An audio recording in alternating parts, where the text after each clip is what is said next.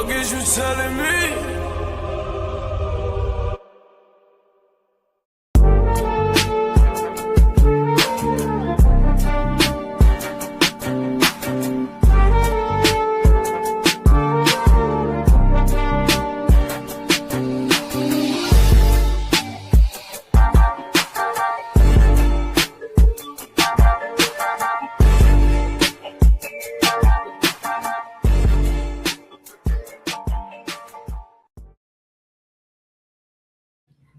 Yes, sir. Yes, sir. You were tuned in to Throw the Hook podcast, episode 29, man. It's your boy G5 Jeff TV, aka G5, aka 5, aka the Guru.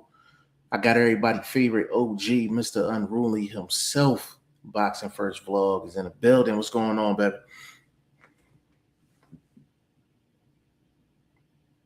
Little tech issues, my bad. What's going on, everybody, man? You know, I'm just here to TBT with you.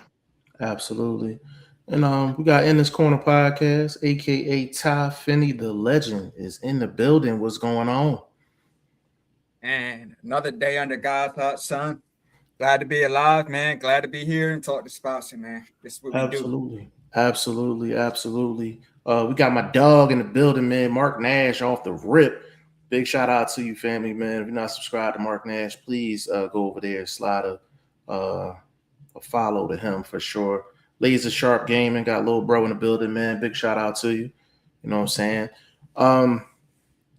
saying? We are coming off of a boxing weekend where it was that's why we're here today. we gotta talk about some things. You know, we had Conor Benn versus Regis Prograis. Conor Benn got a unanimous decision victory, 98-92 on all three scorecards. Then we had Tyson Fury got a decision victory over Makhmudov. Workmanlike performance, but we're definitely going to get into those things. Actually, you know what? Let's just start with the Conor Benn thing. Like, let's just get that up and rolling. Todd, did you, as far as the fight, like how did you feel about just that particular fight with Prograis? Me personally, it seems like a lot of people have been bashing Conor Benn, but I thought he did a good job. He came out sticking, he came out moving, boxing. Prograis, me totally disappointed with Prograis' performance. I mean, I know he's a former champion and everything, but like he stood in front of Conor Benn and like really didn't do much. I mean, he let some shots off, did some body work and everything too, but it was just a weak performance. I mean, just standing in front of the guy, no movement. But I did hear that he came into this fight with a leg injury or something like that. I don't know if that's true or not, but if that's the case, maybe that speaks on why he performed like that. But yeah, I wasn't happy with Prograis' performance. But Conor Benn, man, I'm starting to become a fan, even though he's getting a lot of criticism and everything. I like what he's been doing in his past few fights. So hats off to Conor Benn, another victory under his belt. Vlog, what you got for me, big dog? I mean, I thought the Road Warriors should have got a little bit more kudos from my co-host there. I thought he performed well. He's the elder statesman. You just mentioned he had a leg injury. I thought he out physical the bigger guy at moments, not the whole entire fight, obviously, but at moments, the smaller guy, career-wise smaller guy, physically smaller guy, out muscled the main event guy, who was literally the guy on the card. Nobody was there to see Fury, but obviously they put him in the main event. But being honest, everybody was there to see the Benn fight, just to see if Benn could perform at what should be his more natural weight of closer to 147. But all in all, I thought Prograis came and earned his money. Probably should have got a little bonus just for making it the distance, because I think he was there to get walked, but he did. So, it don't make Benn. I didn't become a Benn fan based on the results. I thought he looked like he could lose against a Rolly. He could lose against a Ryan Garcia. He could definitely lose against Devin Haney. Shakur might cook him. You know what I mean? So, just saying. I Conor Benn kind of like he kind of just gives me a headache, man. Like he really does, man. Like because it's like he's been in the game for a very long time. Correct me if I'm wrong. He's been in the game for a long time, and he still feels like a project. Am I tripping on that? Like he still feels like a project. Like he's still in developmental stage in terms of like skill set. Like that. No, I think you looking at it different, or looking at it from another way than I'm looking at. I think he's at a ceiling. We've seen the best of what we're going to see. Is that good enough to equate to any of these champions out there? In my estimation, he could possibly beat a Rolly, but that would be, the best fight to make as far as style wise, because I don't think him and a Ryan Garcia is going to be very entertaining. Ryan Garcia is not going to actually go after him. He's going to play the outside as he did with the boy from Mexico. What's the boy name again? I forgot his name. He's so cheeks. Barrios. I Yeah, so didn't want to mention his name, but yeah, but I'm just saying, if I was to see that fight, I'm expecting the same style fight. Ryan Garcia is not going to put himself in danger. He knows he's fighting technically the bigger guy. He's not going to make it physical. Only time he tried to step to an opponent and he paid for it and got himself knocked out is when he tried to force the fight against Tank. And he paid for it. So he's not going to do that against a bigger guy because he didn't do it against Barrios. How you get the drop and the knockdown in the very first round and then you don't never sniff a knockdown again the rest of the fight? Come on, man. Like, come on. So you're expecting the same style fight if you was to see Conor Benn versus him. And that's what I'm hearing on the streets they looking for. But again, I did not become a Conor Benn fan after the results. I thought he was overpaid. I don't care who he signs with. He's an event guy.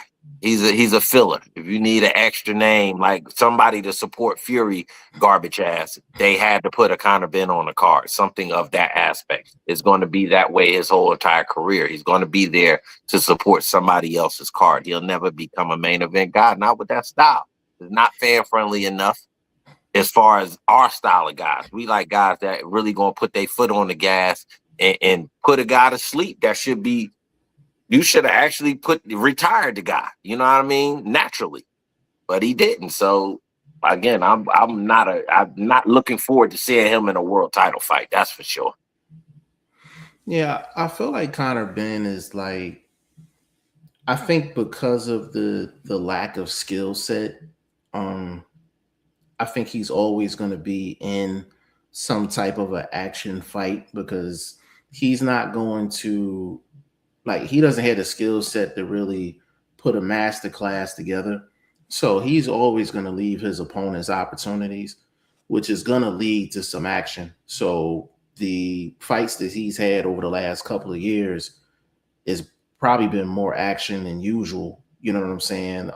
Especially after the doping situation a couple of years ago. He hasn't had a stoppage in the last 4 years. He hasn't had a stoppage in the last 4 years. And we can speculate on why, we can speculate on why, but he is in, action fights, but it's just like a cap. It's a cap to him. If Conor Benn is going to be in the ring against somebody, I don't see Conor Benn in like a snooze fest. Like he's not going to be in a snooze fest. Like he's going to throw some hands. He's going to throw some hands. But in terms of him being in against some of the top guys, like that's why everybody calling him out. Like that's why everybody's calling him out. And if you rock with Conor Benn because he's going to throw hands inside the ring and it's going to be some type of action, like I'm actually okay with that. Like that's cool. But he talks as if he's like upper echelon, upper level, and he's just. I mean, maybe he catches a guy. Maybe he catches a guy on an off night. Let me ask y'all this question real quick. So we've had a couple guys call him out. You had Haney call him out. You had Shakur call him out. Who else called him out? I think Rolly called him out. Ryan Garcia called him out. And Can I be honest about one of the call outs? Mm-hmm. It was a bit presumptuous of himself. And this is another guy that hasn't stopped anybody of significance, and Shakur Stevenson talking about if this guy goes 12 rounds with him, he'll be ashamed of himself. He should be ashamed of himself for even saying that. You know what I mean? Because you just had a guy really on, I mean, dead to rights for the stoppage in the 10th, 11th, and the 12th, and you never went after it. So to jump out the window and say you stop a bigger fighter, for surely a bigger fighter, than Teofimo Lopez, come on, bro. Let's take it easy now. You pound for pound type guy, but let's take it easy. Yeah, I think with Shakur, it's just like I said before, like I think he's comfortable with a 12 round decision. You know, I think he's comfortable at this point in his career, but you know, it is what it is though. We got Zelia in the building, man. Big shout out to you. Say, how are you? What's going on with you? I got my dog in here, man. Brian Kennedy Jr., man. Big shout out to you, little bro. You know what I'm saying? So I think with Conor Benn, let me just ask y'all this real quick. Can he pull an upset on any of the top names at 147? Any, like top 10. I'll give you top 10. Can Conor Benn beat anybody in the top 10 at 47? I think so. Who you got? I think he could beat Rolly. His weight is corrected. They work more on conditioning and less on style and all of that nuances. Just working on conditioning and really getting sharp at 147 to go 12 rounds. He could probably beat Rolly because Rolly don't put out as much work as I would say Ben does. When Ben gets in his groove, he will try to outwork you, but it might not be the cleanest of work. It's not the prettiest of boxing, but he will try to outwork somebody like Rolly. Mm-hmm. I think it'll be a terrible fight with Ryan just based on the clash of styles. It'll be, in my estimation, Ben looking bad offensively for not being able to catch up to a guy that's running. And then, you know what I mean? He want to shoe shine and eventually throw some power here and there to make it look like he was going after Ben the whole fight. But I think he'd try to win it off the back foot the way he did against Barrios. You know what I mean? Ben is not the fastest puncher, so I don't know if he can throw a 3-4 punch combination and Ryan gonna be there to catch 2 out of the 3, to catch 3 out of the 4. Like, I don't think he's gonna fight that type of fight. So Devin Haney will get outboxed. He'll get counterpunched to death. Devin Haney is definitely somebody gonna box off the back foot and do it a lot better than I say Ryan Garcia will possibly be able to do it. It'll be a lot cleaner, you know what I mean? But do I think they'll have some moments where each guy will have to put their foot down and kind of, you know, show Ben a little work in there? Yeah, but it'll be more or less of a boxing match. So I think it'll be that 5 to 10 type of guy that he could beat to try to keep that slot as a potential contender for a belt. But it's up in the air right now. It's a weight thing for me. I can't see at 152, 153, 150 struggling, looking winded in there, and then think you going to look like a thoroughbred at actually 147. So, you know. And then that's fair. That's fair. A legend, do you see Conor Benn beating any of the top guys at 147? Any of them? I agree with Vlog. I will say I do think he beats Mario Barrios. I do think he beats Barrios for sure. But yeah, Ryan, I think Ryan would be more of a challenge. Rolly, Rolly likes to come forward. Yeah, but like definitely not Haney. I think Haney's too fast on his feet, countering, jabbing. Yeah, Haney would be too quick for him. But I do think he would give Rolly a fight. Definitely, I think he definitely could take Barrios, but yeah, Rolly will be a good fight. But yeah, Devin's probably the one I'll say, yeah, he can't hold it with Devin Haney for sure. But I'd definitely like to see him in there with Rolly. I think that would be an interesting one. That's the second time y'all to mention Mario Barrios unprovoked. And I said to myself before the show started that I was not going to make any comments about Mario Barrios. I'm trying to be cool, but if y'all mention his name one more time, I don't know how much longer I can hold off on a Mario Barrios comment. But yeah, I think Conor Benn can beat Rolly. I don't see him beating. I'm trying to think of the people at 147. Does he beat Karen? Chikotson? Yeah. He beats Karen? The name beats Karen. The name in itself gets him 2 rounds on the cards automatically. So I think that in general, when you talking about fighting guys like that, now if Stanionis was still around, that style questionable. I even like Bataviev style against Conor Benn just to say, okay, he's in with some guys that are naturally tough, not guys that are forcing the toughness. Which I think Prograis is a naturally tough guy, but this fight style, he had to fight that way to just even be in it to a certain extent. You know what I mean? To make sure he didn't get blown out the water. So he had to fight tougher than I think he naturally does. So a lot of the guys I just mentioned, like I said, Batayev, these guys that naturally fight tough, so they're going to force that's something we might need to see in Conor. I don't know if we saw it from Eubanks. Did Eubanks pull that second wind up out of him? That I'm saying, I'm up against the ropes type of fight. I don't know. It has to be the right style to do that. I don't know if Rolly has the style that could do it. It'd be an interesting boxing match of a fight between them two, but it wouldn't be a quote unquote boxing match. You know what I'm saying? Does Conor Benn beat Brian Norman Jr.? Oh, that is a great name. I did not even think that name because I'm just thinking about Champ because he has the name that wouldn't say he has to take a step back. Mm-hmm. Brian Norman Jr. is a step back, so just based on that, I don't think we would see that fight. But can he? Very probably because he could probably outwork Norman Jr. because Norman Jr. is a single. He needs that single. So if he doesn't actually catch it, doesn't get it, he could get outworked in that fight.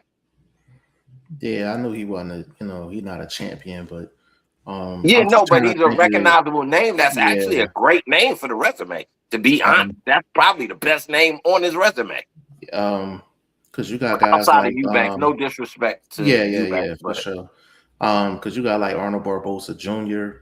We got some names. We got some names. Yeah, but he's not gonna fight them now. Norman Jr. could be a possibility based on the connection with Ring and Top Rank and all of that. That could be a possibility, but it's not a $15 million fight, and that's what I think they're gonna go wrong with money wise with this dude. Yeah, it's gonna be interesting to see if the Conor Benn and Ryan Garcia fight happens, because like Conor Benn's a free agent. Like he's a legit free agent now, after the Regis Prograis fight. So it's gonna be kind of interesting. I think he's gonna sign with whoever's gonna get him that next big fight. He might mess around and sign with Golden Boy, like, you know what I mean, just to get a Ryan Garcia fight. So we'll have to see what happens with that. I know Regis Prograis said he's retiring. He said he's retired like right after the fight.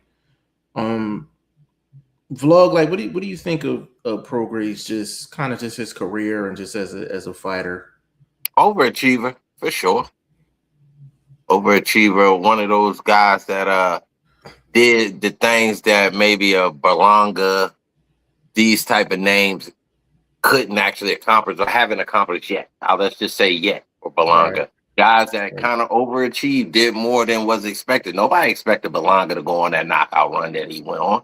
But then you didn't finish it up with a world title opportunity or with stepping it up and beating a big name. So I think Prograis is somebody that has beaten big names, has won world titles a couple times. So I think he's a fringe Hall of Fame type of guy. He's definitely a regional Hall of Famer for sure. Louisiana Boxing Hall of Fame. He said a regional Hall of Famer. No, I'm just saying, if you got to put him in the Hall of Fame, at least put him in his home base Hall of Fame. You know what I mean? I don't know that well of the history of Louisiana fighters, but off top, I've just got to say 2 world titles, fighting outside of his weight class a few times, and making the interesting fights, not folding like paper mache. I think he's had a respectable career. But that wasn't meant to be funny when I said Louis. And now other times I'll be funny when I say stuff. I'm being honest as just a place to start to say, where can we judge him at? Like, New York Hall of Fame, Boxing Hall of Fame is big. I would put the same respect on Louisiana Boxing Hall of Fame. So if he get in there, then other things might be achievable if future discussions are able to be held based on his accomplishments and longevity in the sport. He's been around for a minute. Yeah, for sure. I have a lot of respect for Regis Prograis and what he's done in his career. Don't do that to me, Jeff. Now people gonna see that and think I was clowning and shit. I ain't gonna clip that one, bro. I ain't gonna clip that one.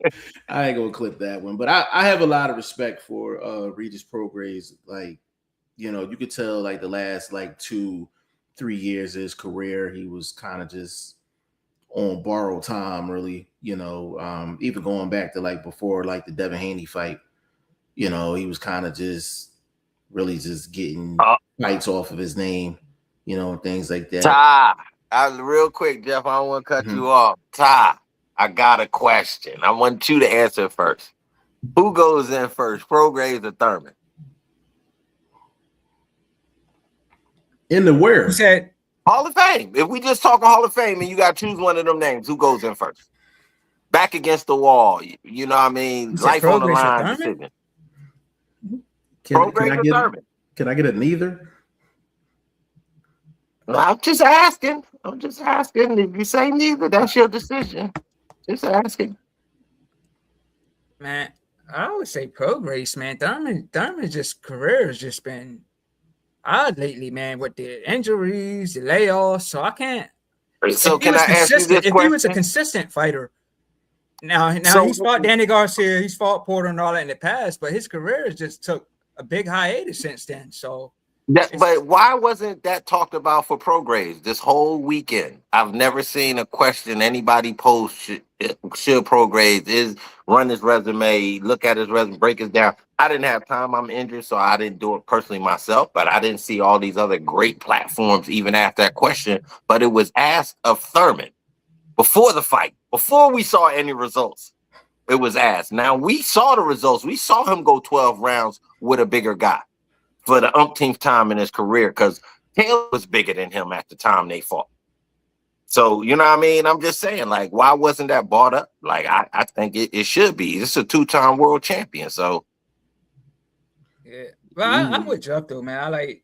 I felt maybe Prograis, like, age just caught up with him because he's, 37, 38. Like you say, he is a former world champion and everything. So, but, yeah, I think it could just be just age, or maybe he just kind of like he's already accomplished being a world champion, so maybe he lost his hunger as he got older. Like he got whooped by Haney like bad, man. Like the trash talking that they did at this press conference and everything didn't match up with the performance in the ring. So it was just a shutout performance. So yeah, like I said, man, I think it was just kind of like him being older and just lost his hunger. Yeah. So next question. Worst beating, Haney over Prograis or Fundora over Thurman? Fundora over Thurman. I agree. The Fundora was too tall, man. Thurman's never been in there with nobody that tall. And plus he was older and he could, you know what I mean? His legs weren't the same. He tried, but he couldn't. So I would say definitely. Look, did you see his face, man? You see that face? I mean, Prograis was pretty beat up too. He was catching like a backstop. But Thurman was complaining he was mad with the ref. Yeah. How you gonna be mad with the ref looking like that, man? After that fight, Thurman had a face his mama couldn't love. That thing was Did you crazy. say, I'll meet you on the side of the house, I give you a mean, plate through the yeah, window? yeah. You had to collect your items in the backyard for sure. You know what I mean? But as far as Regis Prograis is concerned, I don't feel like either name should even be mentioned with like Hall of Fame, like not even close. Like, you know what I'm saying? Um, for me, like one of my criteria as far as Hall of Fame, like you had to have been the man in your division at some point in your career, like the man in the division. You know what I'm saying? So does overachieving not get you to the Hall of Fame? No, it doesn't. You're just an It doesn't. overachiever. You're just an overachiever. Because if you want to look at it that way, bro, Sean Porter would get in before either one of them. If you want I to really mean, look I at it. personally think Sean Porter could get in just on resume alone. I don't like any of them in the hall. Like I don't think any of them are Hall of Fame worthy. None of them. I don't think Okay. Thurman. I don't think Thurman is. I don't think Sean Porter is. I definitely don't think Regis Prograis is. His best victory is a draw. The Josh Taylor fight. That's his best I victory. thought he won that fight. I thought he won it too. That's why I said his best victory is a draw. Yeah. Yeah. You know what I'm saying? So I can't. He's nowhere. He's nowhere close. He's nowhere close. Yeah, Go ahead, Legend. I think I told you this off camera. I can't remember what fight it was, but I know he won a fight, and it was a guy saying Progress was out to eat with his family, and like nobody in the restaurant recognized him.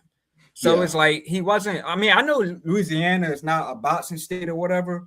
Yeah. But still, like when you're a fighter and you're a world champion, you should be known. And they were saying he wasn't even known where he was at, and then he just won a big fight. So I don't remember what fight it was though. I forgot. I do remember that conversation that we had off camera though.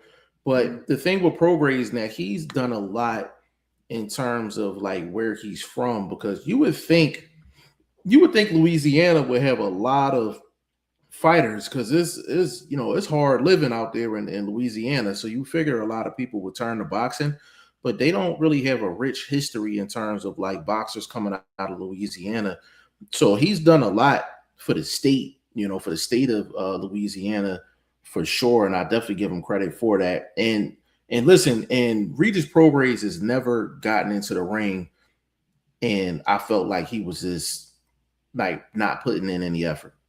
You understand what I'm saying? Like, so he definitely overachieved for sure, but he's nowhere near like a Hall of Fame type status, like for sure. Franklin said Moses Atama, a future champ. Yeah, I mean, it looks like it. It looks like it. I still think they need to move him carefully. You know what I'm saying? But he definitely has the skill set to be a champion. Franklin said Conor Benn would have got beat. He said about Jeffrey Dahmer. Oh man, that's crazy. Disrespectful. Yeah, laser sharp game and laughing. Franklin said a face like Rocky Dennis. Yeah, his Conor Benn face looked like worn boots. He got a face like work boots, nigga. Yo, Keith Thurman looked like Tommy Hearn. He looked like Martin at the Tommy Hearns got a hold of him. And the celebrity he was fighting for the CBC championship, the community boxing championship. You know what I'm saying? Like, Thurman was looking bad out here in these streets, man. But we gonna get off the Conor Benn thing, man. Let's keep this thing moving, man. We're gonna go to Tyson Fury. Got a unanimous decision victory over Makhmudov. And I guess Ty, I'm gonna start with you, man. Like, what did you feel about the Tyson Fury fight and his performance? I think Tyson Fury did okay. I mean, the man's been out for over a year or so. Mm-hmm. He showed his class was above, Makhmudov. Like Makhmudov, man, I was like disappointed with the dude, man. I know he's a tall guy. His record is nice, but it seemed like to me he was just throwing 1-2s and just clinching, trying to get Fury on the ropes. It seemed like that's what he was doing the whole time. And like Fury, to me, he had like 3 times where he could have really took advantage. Like Makhmudov kind of went over the rope and Fury kind of stepped on it at one point, but he didn't do it like the other times. So I was like, maybe he was just trying to get some rounds on, since he's been out for a long time. But I think Fury really had some moments in that fight where he could have stopped him. But he came out victorious, so happy for the man. I was more impressed with him calling out AJ rather than the fight. So I hope it. Yeah. So I'm definitely looking forward to that. But yeah, like I said, Makhmudov, man, I don't see him lasting longer in the sport. He's already been stopped twice. I think he got far because his size, his height and all that. But to me, he's not really that great. And I think this was just to get Fury back in there after those 2 losses over Usyk. I think he just needed to kind of, get that feeling back, get back in the ring, get back in that win column, and set this thing up with AJ. But I mean, I wasn't 100% impressed with with the fight, but I think Fury did his thing. But Makhmudov, man, terrible performance. Vlog, what you think of Tyson Fury's performance? It was workmanlike. It wasn't nothing spectacular. He didn't do nothing different. He obviously ain't got no power, so he just a big dude that can move a bit. I've never really been impressed by him, you know what I mean? So I was let down with the after the fight events. Turkey is getting ready to get real cartoonish with these movements. I was liking him actually being the businessman, being the quote unquote suit on the side. Everybody know who he was, saluted him, respected him, but he let these other people do what they do as far as in front of the camera type stuff. And him being in the ring, standing next to Tyson, pull this WWES cringe-worthy type spiel, like it was terrible. Like, did you see AJ face? It was like he was forced to be there. I'm like, yeah, because I'm thinking to myself, didn't you get up and bounce at the Chisora Wilder situation? Before the winner was even announced, he bounced about the ring and out the ring area. So why you didn't do the same thing at this situation? Why? Because you was forced to sit there and deal with that nonsense? Because it's not a mega fight. It's not. It's a fight that's old. It's the same way AJ Wilder would be a fight that's past its prime. We're not gonna see what we would expected from these guys. He should have went after AJ after he beat Wilder the second time. Why fight Wilder again? Because you're just trying to pad your resume? Come on, bro. Like, I'm confused about how they're trying to build this up as some mega fight. It's not a mega fight. It's not for a belt, first of all. You know what I mean? And even if it was for an interim, because Usyk dropping the straps, like, people supposed to drop coals during the winter. So you're supposed to get rid of that. So he held on to the coal for a little bit. Now he gonna get rid of it because he already calling AJ the future undisputed. So, I mean, is there anybody left to fight AJ? He's not gonna fight one of these young bulls out here. He's not gonna do it. I don't see him fighting a Wardley. I don't see him fighting a Atama. I don't know what the West is producing currently as far as any up-and-comers that could challenge some of these old heads going out the side door, but it's just we need to have a wash of the heavyweight division, man. The Warley Dubois situation is kind of leading us into the next generation of whatever the heavyweight division will bring us, but the Fury AJ thing, it's not on my radar like that, man. Okay. Yeah, the Fury fight, he kind of, like, it was good that he got the rounds in, because he was out, I think, for 16 months.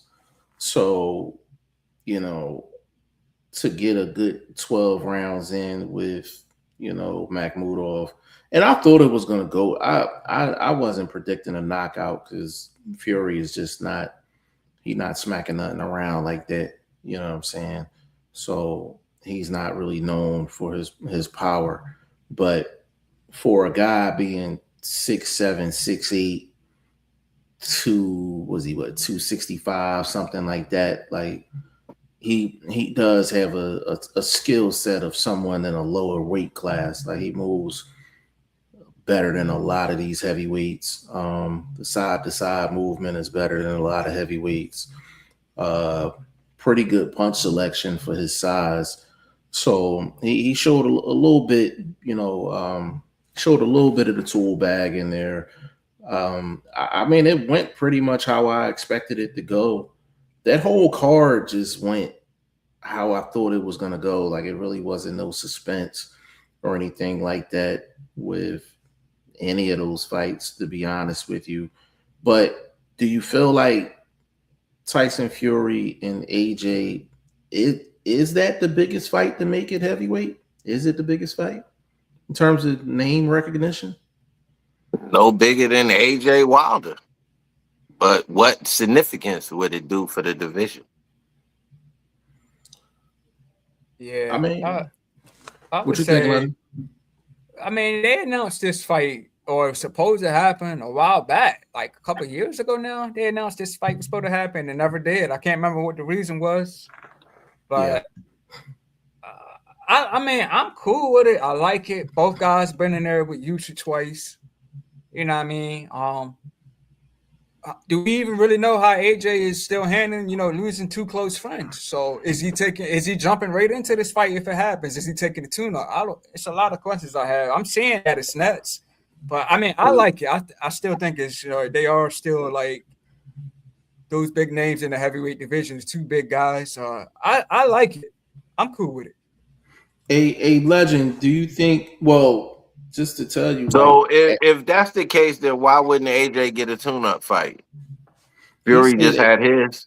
he said Wilder's, they said Wilder's the tune-up. Then, but we're not seeing Wilder AJ confirmed the way Ty just said he's seen Fury AJ confirmed. So it's interesting how they would work that out. Yeah, I think AJ would need a tune-up. To be perfectly honest with you, I definitely think you need a tune-up.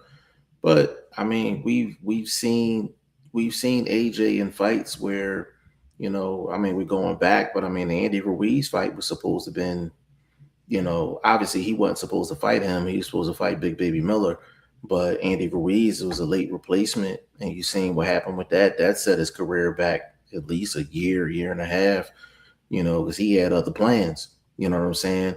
So putting AJ in a tune-up in a heavyweight fight, you just never know. One tap on the chin and all the plans are done. So they may say, you know what, screw a tune-up. Like let's just get to it. I can see them doing that as well. But yeah, that's why I said the heavyweight division is kind of in a funky spot right now. Like, because you got the OGs in the game, you got Fury, you got AJ, you got. Answer me a question. Where does I know he coming off a devastating loss, but I think he actually got a couple victories after that. Big Baby Anderson fit because he's over there with Queensberry and them right now. So does he fit in his AJ picture anywhere? Does he fit in the Fury picture? He's ice cold in these boxing streets right now. He is ice cold. Ice cold. Who, Big Baby? Yeah, Big Baby Anderson. He's ice cold in these boxing streets. Oh, Anderson. Oh, I was thinking. Ain't nobody checking for Big Baby Anderson right now. You talking probably at least Big Baby Anderson got to put on at least 2 or 3 solid performances before you even mention. So no, what I'm asking, I'm asking for the fact that he could be fighting a couple of the outside type of guys that are still looking for their money fights, the Rakpos, because Rakpo and Yoka getting ready to fight. So did Big Baby get signed to go up against that next tier of heavyweights? You know what I mean? Because the work is over there. It's not over here. He went over there and signed. So I'm asking for that reason. Yeah, like because there are some other heavyweights, but the Agat Cabrils and these type of guys, but we don't. And the major fans and the casuals don't know them the way we may. So to say these are big fights, they could be big fights to us as boxing heads, but everybody else, they're not. AJ and Wilder is the big fight. So is there any room for at least a guy that has some sense of a name, whether it's cold or hot? So with Big Baby Anderson, yeah, like he would probably be put up against secondary guys, out there, for sure. But he, even with that being said, he's still gonna have to run off a victory or two just to even make those make sense. Like his name is so cold right now. His name is so cold. But if he gets like two victories where he look impressive, then yeah, like we can talk about him fighting some of those second tier guys. But he's gonna have to get at least one or two fights off the rip, where he looks good. He's gonna have to beat one or two guys that's in that second tier before we even talking about Big Baby Anderson doing anything as far as top 10. He's looking at least But four fights. but I'm asking a question. They signed him for a reason. So Yeah, does but I he just get over? answered it. No, yeah, I got you. you answered it from, I think, a hardcore perspective. I'm asking No, from I know based what on you're what they're saying. doing. I know So what you you're don't saying. think Like, hmm? so answer me just real quick. You don't think he could be in the mix for a Dubois Worldly winner? No, You don't no. no? He ice cold. It's not the fact that he's not skilled, and it's not the fact that I No, don't I'm think not he's asking, but not. I'm asking why sign him though. Then what's the purpose of That's a signing him if he's so cold? it's a future project. It's a future project. Mhm. It's a At future damn project. near 30 years old. Yes. I don't Yeah. think you can. Okay, I mean that you answer. I think they got him out there for these other names that are more established on the Queensberry platform, especially a heavyweight. You So thinking he like a gate? You think he gonna be like a he gatekeeper for them? food, he food. I see. I don't agree with that. That's why. So that's why we're clashing in this conversation. But no, but at the same time, if he wins and it's still beneficial for Queensberry, it's still beneficial. But to be having him called over with you saying that he ice cold in the streets, then it looks like he's only signed to be served up. But he only signed. But when he signed, Top Rank ain't had a deal. Got to But remember it's a that too. cold deal. He's still with Top Rank. He's I so it's a know, but he signed with them. Yes, it's a co-promotional deal. But when he signed the contract, Top Rank didn't have no network. what does that have to do with what Queensberry is going to do with him, which will still benefit Top Rank?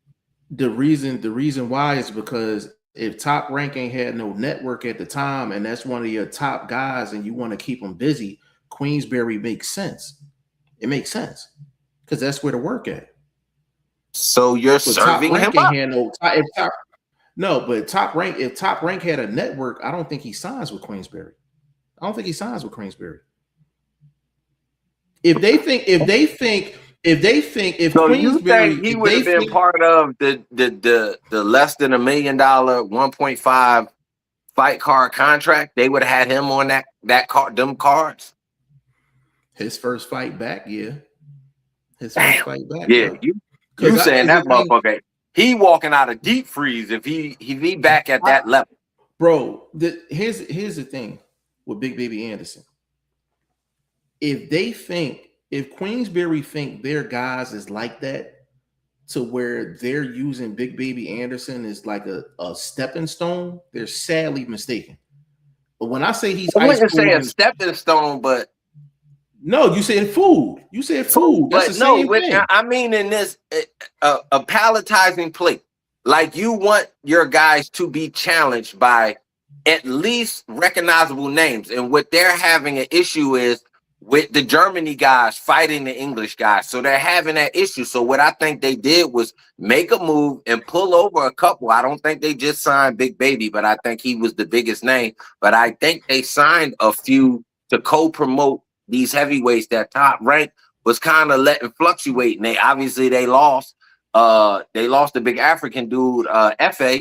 So, they I don't know what they doing, but it seems like they're just here to be able to make money as long as they got some sort of grip hold on their fighters. Okay, hey, you want him? Let's send him over there, but we still holding on to whatever falls out of his pockets they're gonna get. No, You know I what I got you. mean? No, I got you. I'm not even really disagreeing with the assessment, because if Big Baby Anderson is not like mentally locked in, he can get beat. But I'm like, if he's locked in, he beats a lot of those Queensberry dudes.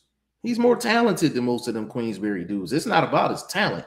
And when I say he ice cold, he just hasn't done anything after his loss. He just hasn't done anything. And I know he got a fight coming up. You know what I'm saying? But that's why I say he's ice cold in these streets, because he hasn't done anything. You know what I'm saying? I mean, I can't argue that, no doubt. Yeah.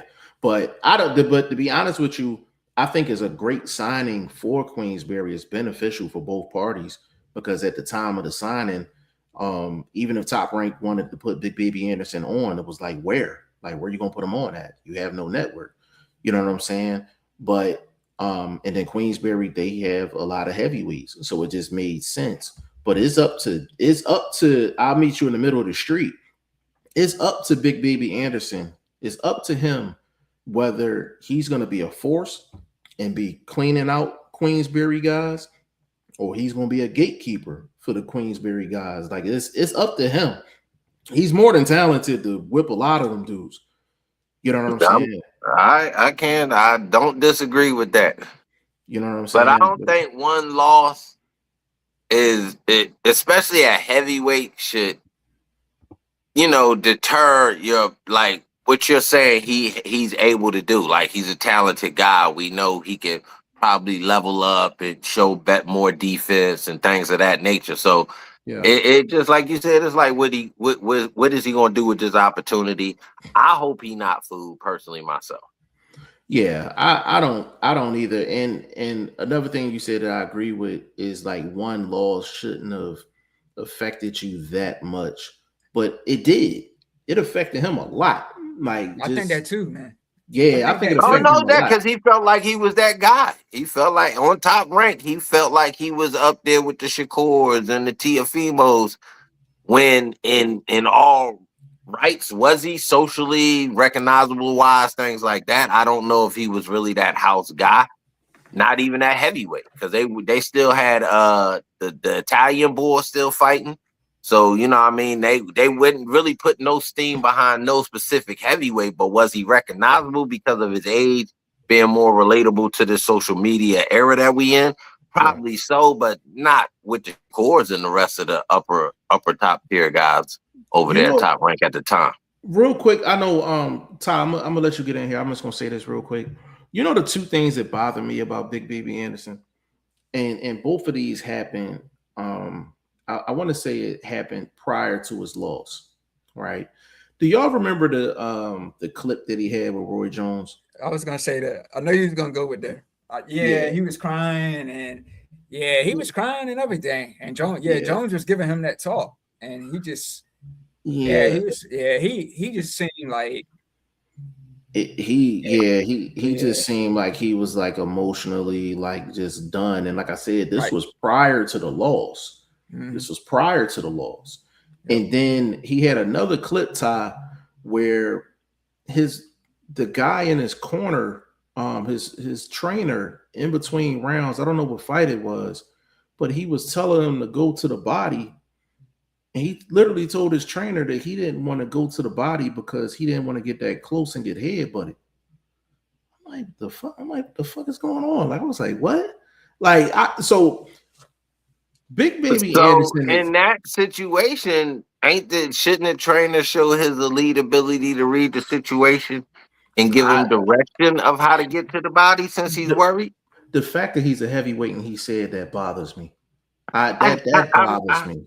I get it, but the trainer's not in there, so the trainer hasn't felt the opponent's head. Maybe he had, and when the trainer was telling him to do something specific, that he felt like, okay, coach, there's a bit of danger with that instruction right there. So the coach could have acknowledged it, showing his elevation, being the third eye, because you're supposed to be elite with reading the whole situation of what's going on in the fight. Say to your fighter, well, look, my dude, grab, step around, work the body with the one arm, switch arms, step around, work the body with the other. There's instructions of how to get that body work off. If that's what you wanted to do, if that's what you seen as a trainer is key to sway the fight, to make it a bit easier, then give him the instructions on how to do it based on what he just told you.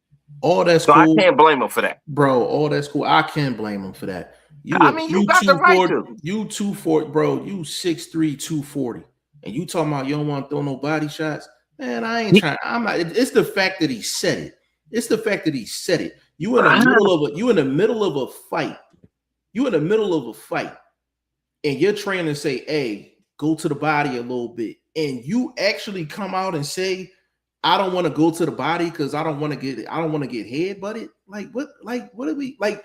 You remember when Roy Jones went off on Kevin Newman, and he was just like, "Yo, you either gonna go in there and fight or just quit boxing." Imagine him saying that to Roy Jones. Imagine him saying that to Roy Jones. Yeah, Roy probably. But that's a different situation. No, it's not. No, it's not. It is not a different situation, bro. It's not a different situation. Clashes is a different situation. That's different. That's but you're saying you're like the situations are similar in this sense. You're going in there to fight. You're going in there to fight. You're doing things to say that you don't want to fight. If you say you don't want to go to the body because you're worried about a headbutt, he wasn't cutting the fight. He wasn't headbutted in the fight. He wasn't. He wasn't. I was just Roy would have lost his. Roy might have just went to the locker room, bro. If Big Baby Anderson would have said that to Roy Jones, he probably went to the. I'm trying to defend the fight. What fight was that? The fighter needs defense. Bro, I've never heard that vlog. You've had aspirations of being a trainer, right? Am I correct? Yeah. Imagine one of your fighters saying that. And I know you, I feel like I know you pretty well. Like you're not going for that. I would have been, I would have been my sternness would have been there, but the instructions would have been there also. It wouldn't have just been go to the body. Okay, he shot something at me. This is chess, not checkers, baby. This is boxing. This is 3D chess, baby. This is real life chess. So you have to move with the moment. You have to counter what's going on, whether it's from the ref. The ref and them could have came and said something about whatever y'all doing in the corner. You got to be able to respond. You got to be able to still defend what's going on with your team. So again, bro, every situation, I'm not saying you're wrong, but I'm just trying to be the other guy, not just, I'm trying to say, okay, what about this scenario in that scenario? I see where you're going, Jeff, though. I see where you're going. I got so much of a problem with it because if that was the case, he could have said, all right, coach, I'm gonna go to the body, but I'm gonna make sure I pivot to the left before I go, before I go to the body. Or I'm only gonna go to the body if I get him on the ropes. Like, you know what I'm saying? Like if he said something like that, then I'm like, okay, cool. But he came out and said he don't want to go to the body at all. He said he don't want to go to the body at all. I don't know if he. I was like, come on, baby. Did he show that kind of heart in the loss to the African bull? No, listen, he showed a lot of heart, and so that's what I'm saying. I think that moment could be misconstrued. I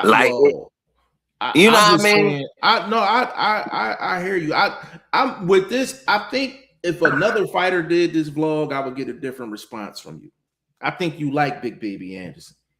No, I would do this for anybody. Hey, bro, if Ryan Garcia. If Ryan Garcia said it, you giving me the same response? If Ryan Garcia was in a situation where I had to be honest about what that situation was that he was in, I would be honest about that situation. It has nothing to do with him as a person. I don't know Big Baby. Is he okay? I think he okay. He not the future to me of heavyweight boxing. But right. Is he a recognizable name? Does he have some talent? Yeah, but he got more flaws than I think he actually has talent. You know what I mean? Like, okay. I see a lot of flaws with his footwork.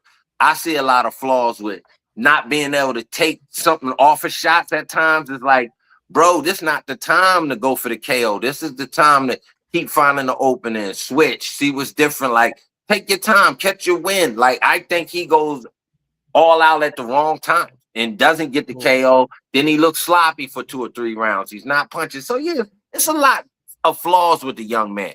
But to defend him, I would do that for any fighter.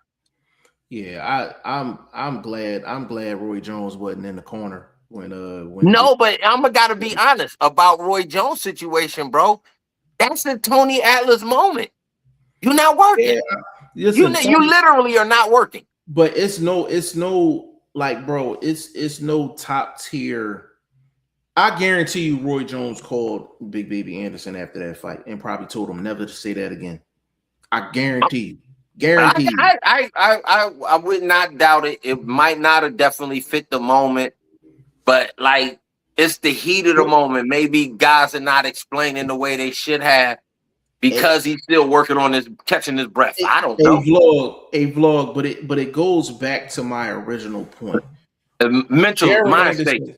Jared Anderson does things and says things that make me question the mental.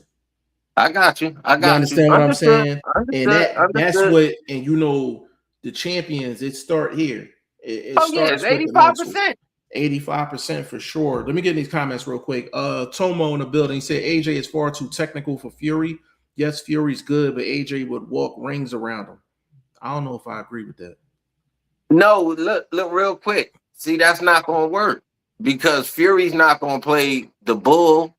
Fury's going to want to play the matador. And that's where AJ's not at his best, is coming forward. You seen what happened when he thought he had Dubois in trouble. He threw an uppercut across the frame and got himself knocked out. So I'm just saying, bro, I don't know if we want to see Fury coming forward. So then that scenario will work for him, but that's not the type of fight we're going to see. Hey, Todd, you think AJ's more technically skilled than Fury? Nah. I think Fury, to be honest, I think Fury's got the better footwork. I think Fury's faster, got the better footwork. I think if AJ can land on him, if AJ can land on a big one on him, like I think that can really change output. But I think overall, Fury is the better skill fighter. Vlog, you think Fury's the better skill fighter than AJ? I mean, technically, that's what I'm trying to. I think they both are technically sound in what they do. AJ's more traditional, amateur style. Fury's more street, a little bit slick to a certain extent for a big burly ass white boy. That being said, I'm gonna be honest. He's a bit more of what we would call the swagger style of boxer. So for what they do, I think they kind of cancel each other out. To be honest. Hey, I'm gonna say this too. Like, they both got some miles on and they both got some wear and tear. But let's be honest. Like, if AJ was in there with Wilder and he got clipped, I don't see AJ going with Fury there. Like, Fury was a master with it. Fury got up, stopped Wilder. I don't think it would have been like that if Wilder landed on. I think it would have been lights out. But Fury showed that he could take a punch, man. To be a big guy like that. If they give you an extra 8 seconds, anybody could have took that shot probably and got up and made it the last 10. Yeah, what about the trilogy though? He still went down in the trilogy, and he was bigger in the trilogy. The man had a 150-pound costume on 3 hours before the fight. Just dumb shit like that. All that, man. Yo, Vlog been trying me this whole show, man. He brings up Barrios, now he bringing up the heavy suit. I'm not falling for it, bro. I'm not falling for it, bro. You gotta keep it light, man. You gotta keep it light. Tomo said AJ has wanted it for almost 10 years, but Fury kept ducking him. Also, look at the past fights. AJ owned Tyson Fury many times. I don't know if you're talking about sparring. Might be talking about sparring. Tomo said, "Damn, I'd love to see Mike Tyson in his prime against Tyson Fury." I mean, that's a tough fight. That's a tough fight. That's the style that defeats Mike. Buster exposed it. Yeah, the duck Lennox Lewis. So come on now. And nobody's saying Fury's a better fighter than Mike Tyson, but that style matchup would be a bad style. That length is a motherfucker, and somebody that throws a jab as they basic punch. That's trouble. Yeah. Jay Banks said, KG5 Jeff. Big shout out to you. Big shout out to Jay Banks. He said, okay, bro. He said, I don't know much about boxing, but that suit stuff is cat. He got his ass kicked by Fury. He's just messing around, bro. He's just messing around, man. I I think that Fury AJ is, I mean, despite all of the stuff that's going on, with the heavyweight division, like that's still like a top, like it's still like a top 3-4 fight to What's me. bigger? You never answered that question. What's the bigger fight? Between who? Between the three. You talking about Wilder, Fury, and AJ? Yeah, they the only ones been active lately. So you know what I mean. Yeah, they the topic of conversation. They the ones almost out the door. So I think AJ Fury is the bigger fight. I think only because I haven't heard anybody say like Wilder still got it. So I think if AJ fought Wilder and AJ didn't beat Wilder, I think it'd be a major. People would consider that a major upset. I think people would think AJ and Fury would be a lot more competitive. So I would say probably AJ Fury, and then probably AJ Wilder. So yeah, I'm on got my crystal ball out. I see AJ Fury as a sloppy fight. You think as so? Both attempt to play it beyond safe, which makes it a sloppy fight. The same way we saw from Wilder to Jordan. Playing it safe. Trying to stay too close, a lot of grabbing, a lot of falling, a lot of weight, a lot of sweat, a lot of greasy looking nastiness going on in that ring. I don't think it's going to be that clean boxing savantness because, as Ty said, you dealing with two elder statesmen. So how sharp is the fight really going to be? I actually think the fight going to be pretty clean just off of these styles. I think with AJ, is that the way to play it safe though? I don't think AJ will play it safe in that fight though. I don't think AJ will play it safe. I think AJ is going to come forward and I think he's going to fight his fight. But I think it's a good style matchup because Tyson Fury is going to be able to fight his fight as well because he fights the best off of the back foot. Now he's a smotherer. He likes to smother you. Yeah, so he likes to smother, but the thing is, AJ got one of the top jabs at heavyweight. So it's not going to be easy for him to smother. That's why I like the matchup because Tyson Fury, in order for him to be effective offensively against AJ, he's going to have to actually use his jab. And Fury actually has a pretty good power jab when he wants to use it. It's just, is he going to use it? He would have to use it against AJ. I think that fight going to be a lot cleaner than what you're thinking. I think it's going to be a cleaner fight. I think it's going to be some good work that actually gets done in that fight. I think it's going to be some good work that gets done. Definitely. Even though so you saying the good work compared to everything else we got to deal with? What else? There's going to be more good work. What else we got to deal with? The sloppiness. I just told you about. Who's sloppiness? The way Fury fights, the way AJ fights when he gets tired and he's not precise on his game, and we've seen him fight sloppy in the Ruiz fight, which got him clipped. We've seen him not fight his best. And again, we talking about two dudes plus closer to 40 than they are to 35. So, but AJ has gotten in trouble when he trying to go in for the kill. Most of his career, he's been pretty clean in terms of his offense. He's been pretty clean offensively. His problem is he smothered himself against Usyk. I thought he didn't use his length against Usyk. Smothered a lot of his own work. Well, I think he smothered some of his work because Usyk was smothering the work. Because AJ was trying to come in with the jab, and Usyk was either getting out of the way, circling out, or he was stepping in and actually smothering the work, which is what you're supposed to do. And that's exactly what I'm estimating that Fury would do, but do it not coming towards, doing it, allowing AJ to come towards, get it, possibly shoot a double jab, Fury with his lean back game. Soon as AJ looks like he about to load up, here's Fury grabbing the head, pulling him in, reaching for the arm, all of that sort of muckety type of fighting. That's, to me, I would think we're going to see more of than we'll actually see clean shots, set up shot. I'll say this as well. Fury was doing a lot of that against Usyk because he's just the bigger guy. Like he's taller than AJ too. has the Yeah, leverage but against AJ is. AJ also. I don't agree with that because you just looking at it. You looking at height. AJ 250. He 250, 255 strong. He's not Okay, gonna be able to just go in there so and just you muddy the waters. now then you just fell into my trap. So even more, why wouldn't he try to smother AJ outside and let him get close and just rope a dope, sort of rope a dope? Because he has to That's not because Fury's he style. has to get but he has to get by a top 5 jab in a division. When is the last time he's had to go through that? Usyk Who? doesn't have a top 5 jab. AJ's got a top 5 jab at heavyweight right now. Top 5 jab.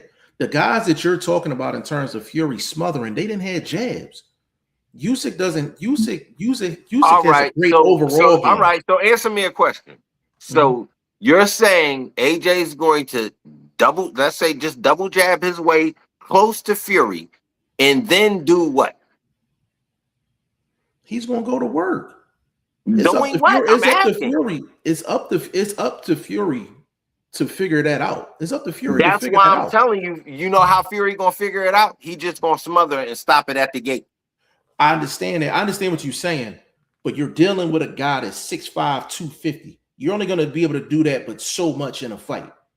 These dudes like Wilder. Wilder was what one of them fights, Ty, he was what, like 230, 235. He put on some pounds.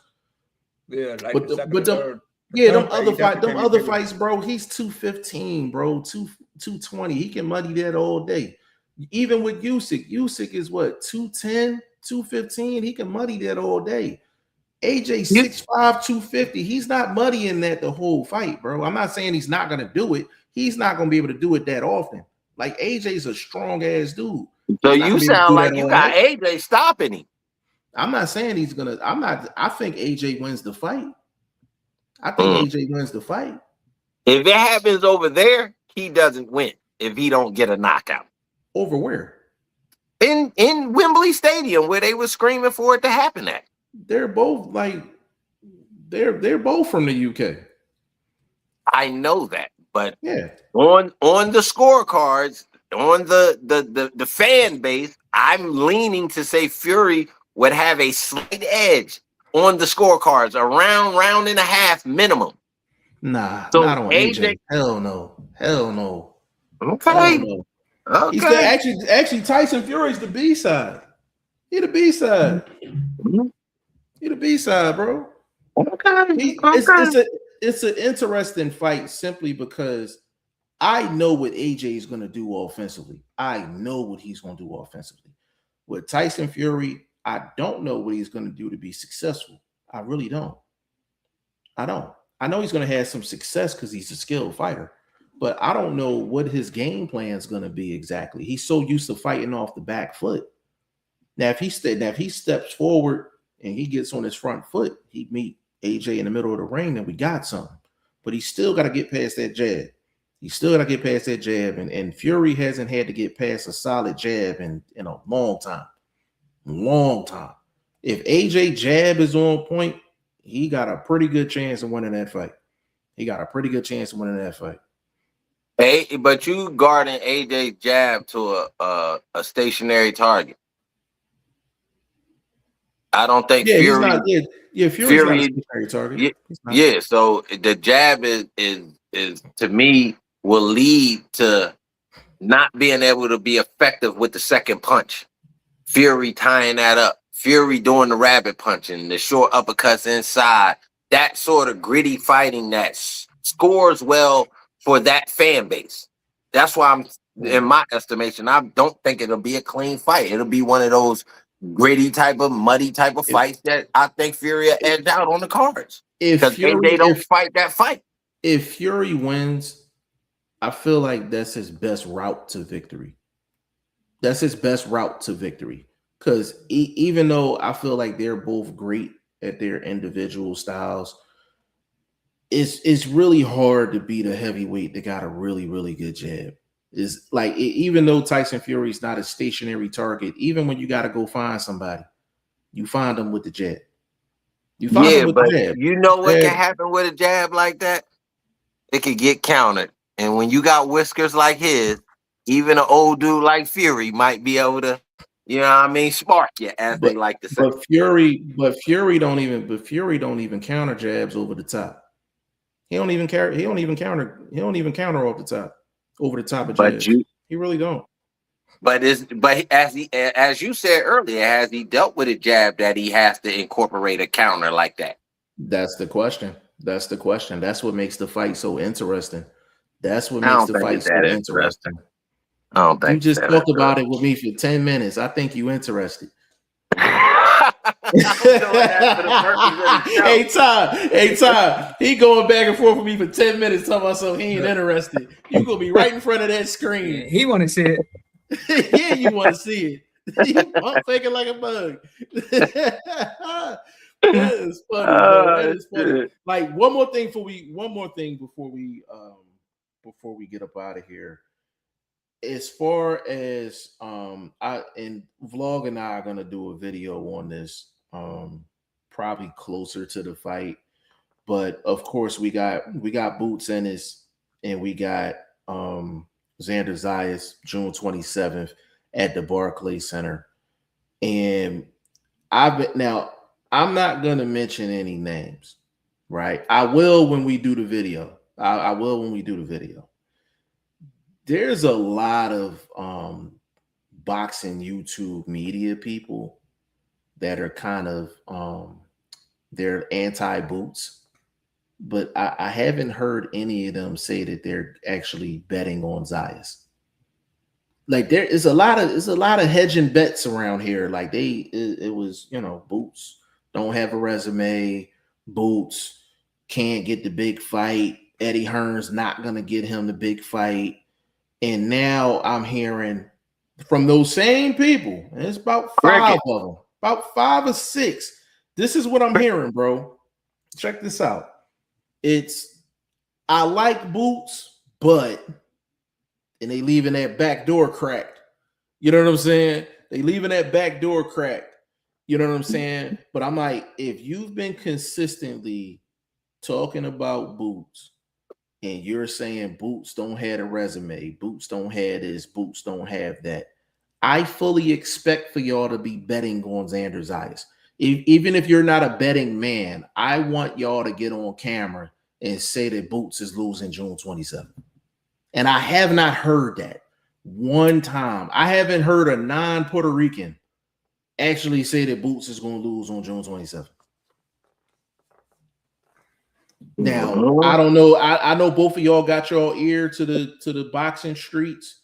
Have y'all heard a non-Puerto Rican say that Xander Zayas is going to win that fight June 27th?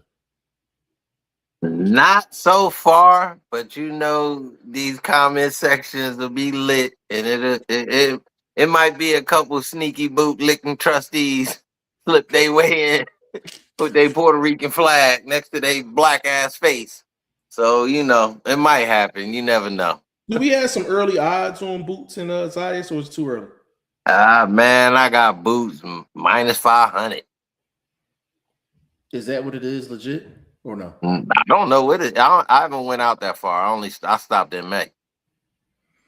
Because it kind of got slow. I did a rundown for the rest of April. A couple recognizable names, but no big fights. I know Brandon Adams back in the game. I know Iglesias just fought. His shit was controversial, so he still got his strap. So I mean, it's kind of a slow month. You know what I mean? So I ain't really get too far ahead as far as the numbers, but I do have some numbers. What you got? I do have some numbers. According to Google, as of right now, Jaron Ennis is a minus 164. Favorite. Oh, they want a lot of money on the fight. That's what it is. That's why when it's low like that, they want mad money on it. Xander Zayas is a 3-1 dog, plus 480. God damn. So you know what they want? They want people betting on Xander. That's by FanDuel, by the way. Can I say this real quick, bro? Ugly. Can I say this real quick? And Ty, like Vlog and I will dibble and dabble into some betting situations. if Boots is at minus 164, when I say I'm gonna put an enormous bag on Boots, I'm thinking Boots is gonna be like minus like 300. He's in Yeah, the I was thinking ones. -5. He like him to be only minus 164, and to be honest with you, it might go down before fight. Todd, the amount of money I'm gonna put on Boots, bro, like it's gonna be Christmas early. It's gonna be Christmas Yeah, early for me. It's gonna yeah, be I might Christmas have to really early. flip a mortgage payment real quick. I I, can't I'm, even I'm, tell I'm, you. I'm just gonna, I'm, you know what, bro? I'm gonna literally, I'm gonna show the ticket. Like I'm actually gonna go to the casino, Ty, and I'm actually gonna put this money on Boots. Like, and I'm gonna show the ticket. Like, I'm literally gonna show the ticket. You know what I'm yeah, saying? Like, yeah, literally gonna show the ticket. Like, you know how people used to bet on Floyd and they would bet this astronomical amount of money, but they knew the money was gonna come right back. Like, yeah. this That is one of them situation. situations. This is one of them situations. Like, I'm like, I don't see a scenario where Zayas wins the fight, and that's with all due respect to Xander I'm betting Zayas. on the stoppage. That's what I'm going for. I got that too. Yeah, I'm going. The fight It's got to the be. fight to go to distance is minus 164. I'm sorry, the fight to not go to distance is minus 164. The fight to go to distance is plus 128. And then it's by KO, TKO, or DQ is minus 135. Yeah, that's the best. That's the best value right there. You know I what I mean? That's all. It listen, ain't quite a double up, but the vig ain't too bad. 30 cents ain't too bad. I gotta figure out if I gotta jump on this line now or I'm gonna wait. Because I don't know if the number's gonna go up. Yeah, people gonna start putting money on Xander because and then it's gonna go down, and Boots is gonna go up slightly. So Boots probably end up. I would say if he at 160, he gonna probably end up closer to 190, minus 190. And At by fight day, 164, bro. yeah, he gonna be. Yeah, it's gonna go up. Shit, it might even touch minus 200 because Bro, everybody and their mama gonna be putting money on Boots. I gotta figure out how much. I might put up a couple racks, bro. I might put up A stack racks. will bring you back something cool. I'm about to I gotta pull up the odds calculator. Or 1,500 bring you back something cool. Yeah. 15 bring you back a stack, damn near. Hold on. I gotta with American odds. What was that? I think it was minus 164. Yeah, I'm about to figure this out right now. Let me see how much a rack could get. Continue. Be about 600, 675, something like that. Yeah, a stack could get you. That's why I said 1,500. Yeah, 1,500. 1,500 get you closer to a stack. That gets you about 9. Yeah, 1,500 to get you about 914. Yeah, that's what I'm looking at. That's what I'm looking at right there. Listen, I might be putting the 5 spot on that thing, bro. I might be putting up a cool 5 on that, bro. Man, not a Nickelodeon. Yeah, I might put a Nickelodeon on Boots, man. Don't let them get me like don't let me get like some like bread. I will put a dime on that. I will put a dime on that for sure. Oh, man, I'll play that shit like a roulette table, nigga. Yeah. Boost by KO, boost by TKO. I'm betting all that, bro. Because basically it's you getting 6 on every 10. You're getting 6 on every 10. Yeah, that's why I said the best way to do it though is to do it by, you know what I'm saying, 1.5 units to be able to like at least bring some value back on the bet itself. Yeah, and listen, I know I kind of went on a little bit of a tangent, but you know, it's just like I said, like we're gonna get into specifics and specific people, but I'm like, you can't be talking all this nonsense about Boots and then you're not betting Zayas. At that value? I don't understand. At that value, like, are you serious? Because I'm like, if you honestly believe that Boots is going to lose the fight, yo, you could be hood rich. You could be hood rich. You know what I'm saying? You could be hood rich. He's plus 480. You could be hood rich. Just if you that confident, and don't put no 2-piece with the fries money on it. Say it with your chest. You know what I'm saying? Say it with your chest. You know what I'm saying? Don't be like, I bet on Zayas and you bet a nickel. You bet a nickel. You bet $5. Come on now. Yeah. Come on now. You've been doing $1,000 worth of trash talk. Put that same money up on Zayas. Put that same money up on Zayas. Y'all gonna be calling me to borrow something. Facts. Straight up. And we gonna close it out just like that. Hour 20 minutes strong. You know what I'm saying? Ty Finney, the legend, man. Appreciate you being on here as always, bro, man. Give me your social media, let them know what you got going on, bro. Yeah, man. I'm on Facebook, Ty Finney, IG, the legend 3347, man. I'm reaching out for some interviews, so I'm hoping I'll get a response. So just be on the lookout for that, man. And other than that, man, I'm always here to talk boxing, man. Always. Big shout out to Ty Finney, the legend, in this corner boxing podcast.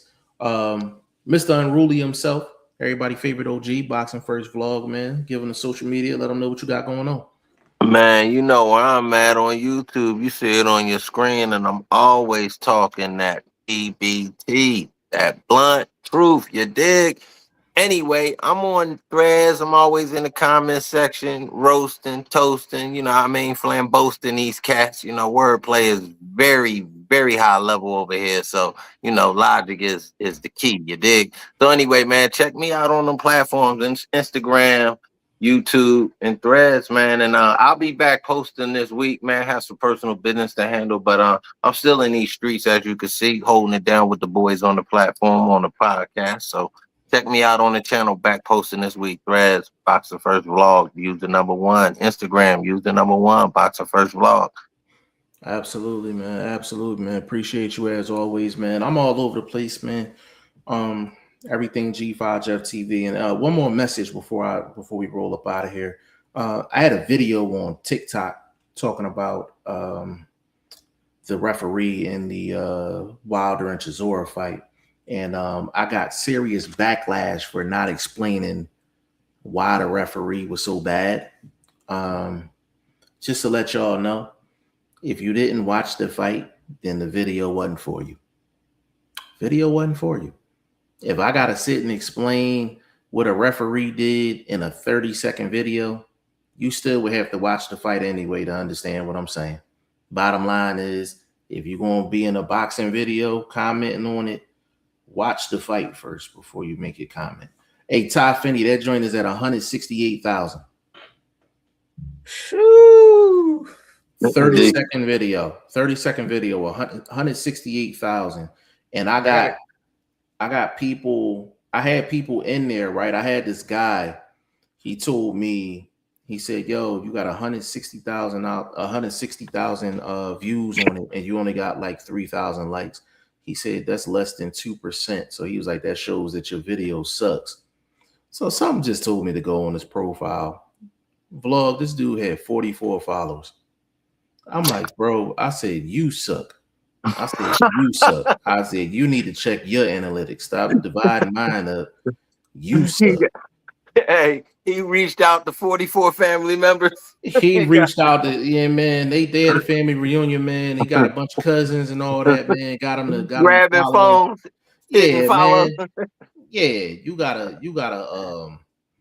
a picture of a cartoon character on your joint with 44 followers, and you talk about my analytics. I was like, man, if you don't get the hell up out of here, man, it's crazy. And they said my videos aren't long enough. I'm like, y'all got the attention span of like 30 seconds.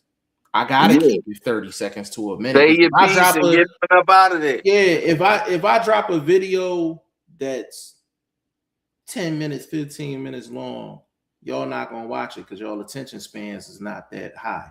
Like especially for the casuals. Especially for the casuals. And all of them that was in the comment section are casuals, because I'm like, if you were hardcore and you watched Wilder versus Chisora. You watched it. You understand what I'm saying? So, even when you do interviews, they're not gonna listen to a 45-minute interview in its entirety. Like you literally got to chop it up in food and spoon feed them. Facts. Because their attention span is so small. You know what I'm saying? Like, but it just that video. The reason I mentioned that video is because it made me realize how many casuals you actually have out here. It's a lot of casuals out here that need to be. It's a lot of work that need to be done. You know, as far as just boxing fans and just their knowledge of the game and things like that. Like, yeah, 168,000, bro. Like it might be at 170 right now. 170,000 people.